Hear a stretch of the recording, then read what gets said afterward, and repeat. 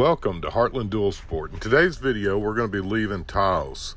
And I'm going to go ahead and I'm going to show you a little bit of footage because we're going to be going across the Rio Grande Gorge Bridge on our way to South Fork. And this is just kind of one of those areas that you're out in basically the middle of nowhere, and here's this huge canyon. And I thought it was worth, at the very least, mentioning and showing some of the footage from the gorge itself because it's actually pretty cool.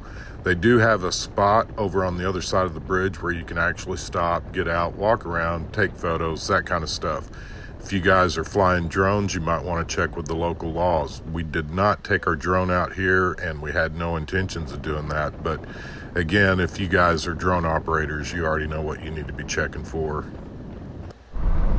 As you can see, my little buddy's riding shotgun with me. He's already asleep before we hit the gorge, and he'll be settled in until we get to South Fork. Once we get to South Fork, we're going to go ahead and we're going to set up camp real quickly. But the biggest deal I want to do is I want to go ride in the mountains, so let's go ride.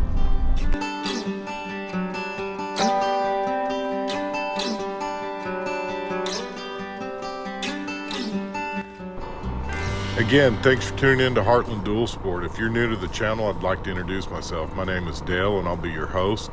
And as you can see, we're riding around in the beautiful mountains of Colorado. We're just outside of South Fork. This is going to be a dirt road, and it's kind of public access, if you will, up into some of the other areas. Now, the one thing that I do want to note, if you're from out of state like I am, check with the local laws where you're going to be riding and see if you need a permit. Now, I went ahead and I bought the permit for not only for the out-of-state fishing license for 3 days here in South Fork, because we're going to stay here for about 3 days, do some fishing and riding, but I also went ahead and bought the off-road permit. Now, I don't know that I actually needed it, and to be honest with you, I didn't even ask the guy. I just told him I needed it because I was going to be riding around on the trails, and I didn't know for sure going up into the mountains if I'd end up on a trail or not. And basically what happened is, you can see we're riding around, and I'm just having so much fun riding on this old gravel road that, number one, I didn't even see a trail or what looked like a trail. I just stayed on the road and just had a great time. Now, I will say this, and this is something that I found to be interesting. As many of you know, the 2022 Honda CRF450rl is fuel injected. And one of the big complaints that a lot of people complain about on this bike is the throttle response due to the way the mapping is on your ECU from the factory. Now, we did go ahead and we got a different ECU for this bike before we headed up into the mountains. And I was actually shocked, and you may or may not be able to tell it in the video, but maybe you can. The bike is just running like a sack of garbage. I truly had a tough time keeping the bike running. You know, it's got the high idle basically deal, kind of like you'd pull out on an old choke for the CRF450rl. And I did have to let this bike warm up a long time, a lot longer than normal. And to be honest with you, it really didn't make much sense because I know the altitude wise, we were around 8,000 feet up in here.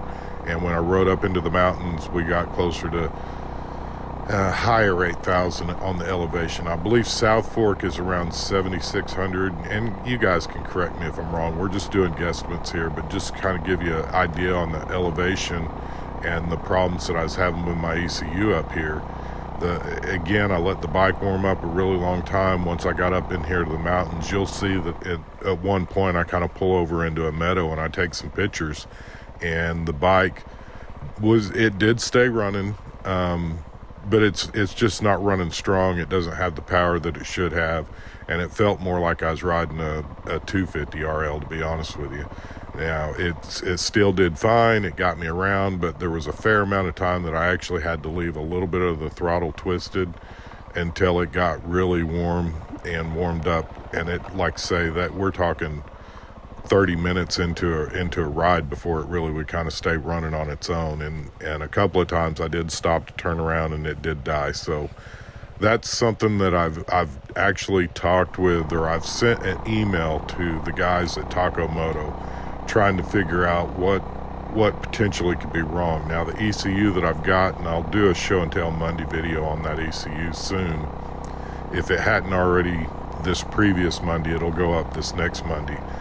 But I did ask them if, you know, what is it I could do to make the bike run better once you get up there, because I know in years past, my parents had a cabin up in Westcliff, Colorado, and we actually rejetted our four-wheelers, but those were carbureted motors. And the thing that didn't make sense to me on the fuel injection is I thought it was going to be something that kind of automatically readjusts to the air and the humidity and the elevation, and all that stuff was done internally. However, I'm telling you, the bike ran like a CRF450. Now, was it a game changer or deal breaker? Not necessarily, but it is something that you need to think about. And if you guys know the answer to this question, please comment down below, because it would be really discouraging if, for me, especially if I was to get off on some of the single track trails and now I've got less than half of the horsepower that the bike should have. And for you guys that do have the CRF450R, or for you guys that do have the 250 or the 300 that Honda's making now, are you guys experiencing any kind of problems like this when you get up into the higher elevations?